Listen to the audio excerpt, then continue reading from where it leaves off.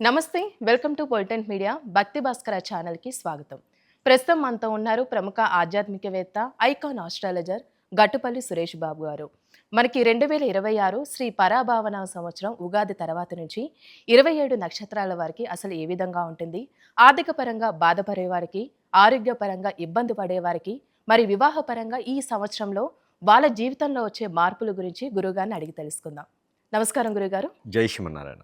గురుగారు, ఈ ఉగాది నుంచి అంటే పరాభావన సంవత్సరంలో 27 నక్షత్రాల వరకు అసలు ఏ విధంగా ఉంటుందండి? ఈ యొక్క పరాభనామ సంవత్సరం మార్చి 19 తారీఖు 2026 నుంచి మొదలయ్యి అలానే ఏప్రిల్ 17 తారీఖు 2027 వరకు కొనసాగేటువంటి పరాభనామ సంవత్సరం. ఈ పరాభనామ సంవత్సరంలో ఇక ద్వాదశ రాసులు కావచ్చు, అలానే 27 నక్షత్రాల వారికి కావచ్చు, 108 పాదాల వారికి కావచ్చు, ఇంకా ఏదైతే ఉన్నదో ఇవన్నీ కూడా మనకి ఒక గ్రహరీత్యా కూడా మనం చూసుకున్నట్టయితే కనుక ఈ యొక్క సంవత్సరం ముందుగా మారేటువంటి గ్రహాలు ఏమున్నాయో మనం గమనించుకోవాలి.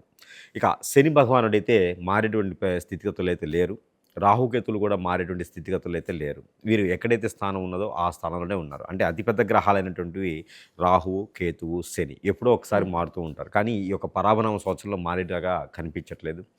గురుగ్రహం, గురువు కూడా అతిపెద్ద గ్రహమే.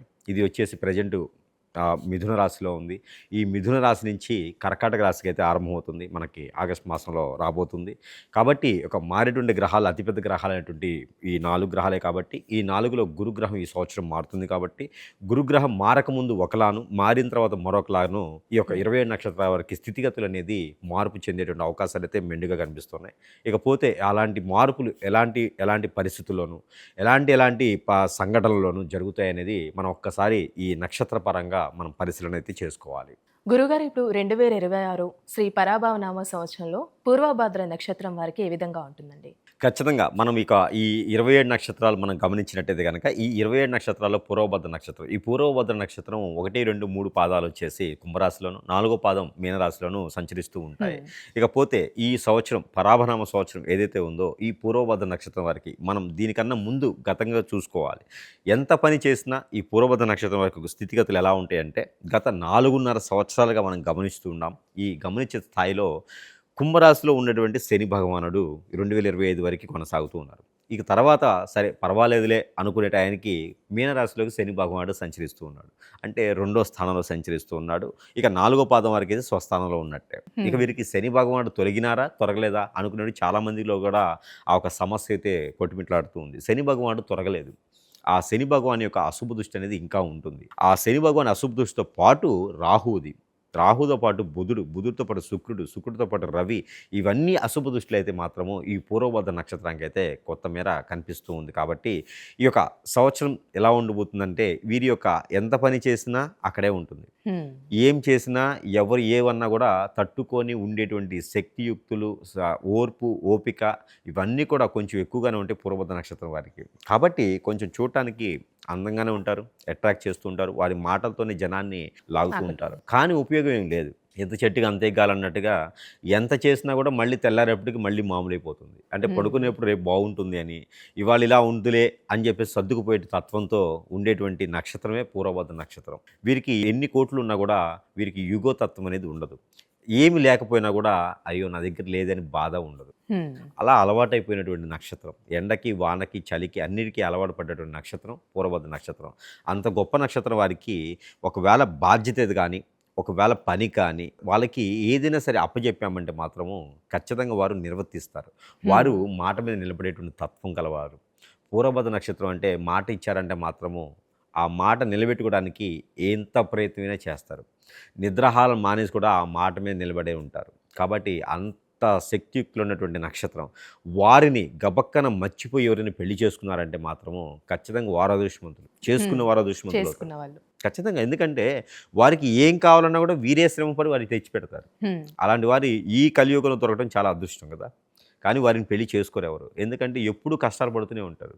ఎప్పుడు ఆ ఇష్టానికి కష్టపడతాం వీరికి సుఖం అనిపిస్తుంది, కానీ ఎదుటి వారికి మాత్రం వీరు ఎదగరు కదా అనిపిస్తుంది.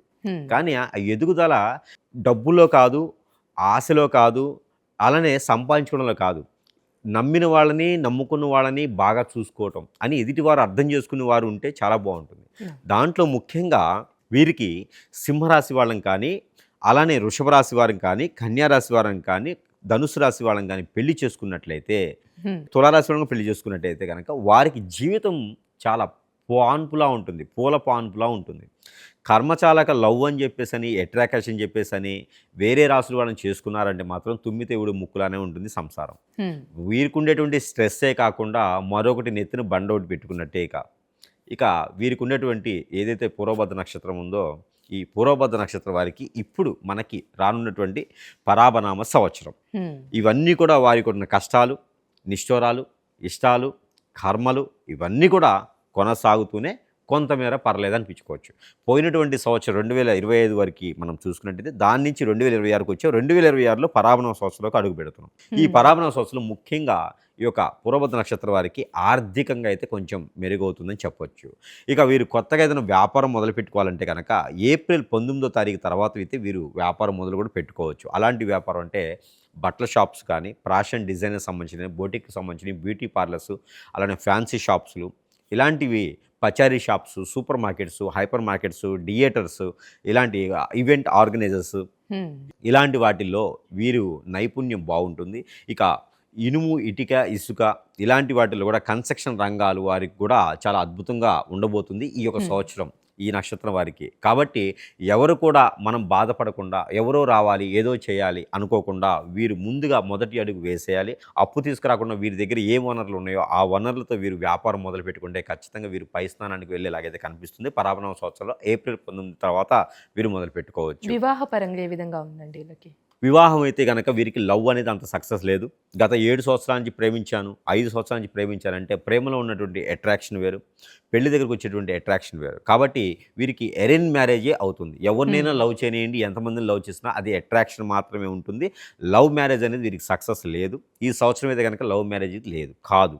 కాబట్టి వీరికి పెళ్లి అనేది ఆగస్టు తర్వాత చేసుకుంటే కొంచెం గురుబలం అయితే వీరికి లభ్యపడుతుంది. కాబట్టి ఆగస్టు లోపు అయితే గనక ఎక్కడైనా తొందరపాటుగా ఉంటే పడమర వైపు నుంచి వచ్చే సంబంధాలు, దక్షిణ వైపు నుంచి వచ్చే సంబంధాలు వీరికి కుదురుతాయి. కాబట్టి మన అబ్బాయిని గాని, మన అమ్మాయి గాని అనిపించుకోవచ్చు. ఈ నక్షత్రం వారికి అయితే గనక ఆగస్టు తర్వాత ప్రయత్నం చేస్తే వీరికి పెళ్లి యోగ్యత అనేది కనిపిస్తుంది. ఇక విదేశానం కూడా ఆగస్టు తర్వాత మాత్రమే ప్రయత్నించాలి. ఎవరినైనా నమ్మి ఆ విదేశానికి అని చెప్పి ఏజెంట్లకో, బ్రోకర్లకో, కన్సల్టెన్సీ వరకు డబ్బులు ఇస్తే మాత్రం ఆ డబ్బులు బూడిదలో పోసిన పన్నీర్ లాగానే మర్చిపోవాలి.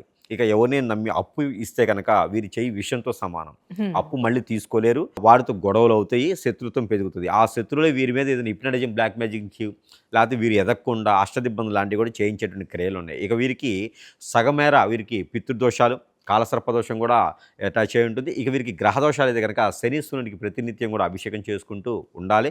శనీశ్వరుడికి జపం చేసుకుంటూ ఉండాలి. ఇక వీరికి ఎన్నో రకాల ప్రయత్నాలు చేసుకుంటే కూడా ఆ ప్రయత్నాలు వీరికి 1కి 2, 3 సార్లు ఓర్పుతో, సహనంతో చేస్తేనే ముందుకు వెళ్తాయి. ఆ శని భగవాని అశుభ దృష్టి అయితే కనుక ఖచ్చితంగా 2027 మార్చి వరకు కూడా కనబడుతుంది. కాబట్టి ఈ హ్మ్. 2026 సంవత్సరం మొత్తం కూడా వీరికి కష్టపడితేనే ప్రతిఫలం ఉంటుంది. కష్టపడితేనే ప్రతిఫలం ఉంటుంది. ఇదొక్కటే గుర్తుపెట్టుకోవాలి. కష్టయే ఫలి. అంతే. ఇదొక్కటే గుర్తుపెట్టుకొని శనీశ్వరుడికి జపం చేసుకుంటే చాలా మంచి జరుగుతుంది. ఇక వీరికి పరిహారాల కన్నా కూడా ముందు విషయం ఏంటంటే గనక ఇది అన్నా కూడా వీరి కష్టం వీరు పడుతుంటూ, వీరి యొక్క కర్మకి వీరు చేసుకుంటూ ఉంటుంటారు. దీనికి తగ్గట్టుగా వీరిని కష్టపడే వ్యక్తి, అర్థం చేసుకునే వ్యక్తి అని చెప్పేసని లాగుతూ ఉంటారు. స్త్రీ పురుషులు ఇరువురికి కూడా ఎదుటి వాళ్ళు లాగేస్తూ ఉంటారు. నా వైపు ఉంటే ఎంత బాగుండును, నా ఇంట్లో ఉంటే ఎంత బాగుండు అని చెప్పేసని వారికి హిప్నాటిజమో, బ్లాక్ మ్యాజిక్కో ఏదో ఒకటి చేసేసి లాగేస్తూ ఉంటారు. దాని తర్వాత వీరికి ఏమైందంటే గనక అనుకున్న వాళ్ళు దూరమవుతారు. ఆ వద్దనుకున్న వాళ్ళు దగ్గరవుతూ ఉంటారు. దాంతో వీరికి అష్టదిబ్బందులు ఏ పని చేసినా ముందుకు వెళ్ళదు. అలాంటి ఇబ్బందులు పడేవారు ఖచ్చితంగా ఏదైనా సమీప దూరంలో గురువుగారిని సంప్రదిస్తే మనకున్నటువంటి సమస్యకి పరిష్కార మార్గం అయితే చూపించేటువంటి ఛాయ అయితే కనపడవచ్చు. హ్మ్. దాంతోపాటు పరిహారాలు అంటే కనుక నవగ్రహాల చుట్టూ తిరగటం, నవగ్రహాల చుట్టూ తిరుగుతూ నవధాన్యాలు వాటి మీద ఉంచడం, అలానే శనీశ్వరుడికి అభిషేకం చేయించడం ఖచ్చితంగా వీరు చేసుకుంటున్నటువంటి పరిహారం. దానితో పాటు విష్ణుమూర్తి ఆలయంలో పులిహోర, అది కూడా చింతపండుతో చేసినటువంటి పులిహోర, ఇంగు నైవేద్యం. కలపాలి, పల్లీలు కలపాలి, ఎండుమిరపకాయలు, ఆవాలు, పచ్చిపప్పు అన్నీ వేసినటువంటి పులిహోర. అంటే ఆ పులిహోర చేయడం ద్వారా గురుగ్రహము, రాహువు, కేతువు హ్మ్. ఈ గ్రహాల యొక్క స్థితిగతులు దాంట్లో ఉండే శుక్రుడికి సంబంధించింది ఇంగువ, చింతపండు వచ్చేసి శనికి సంబంధించి ఇలా చాలా రకాలు ఉంటాయి అందులో. ఈ యొక్క పులిహోర చేయటం ద్వారా పులిహోర బియ్యంతో చేయాలి. బియ్యం చంద్రుడికి సంబంధించింది.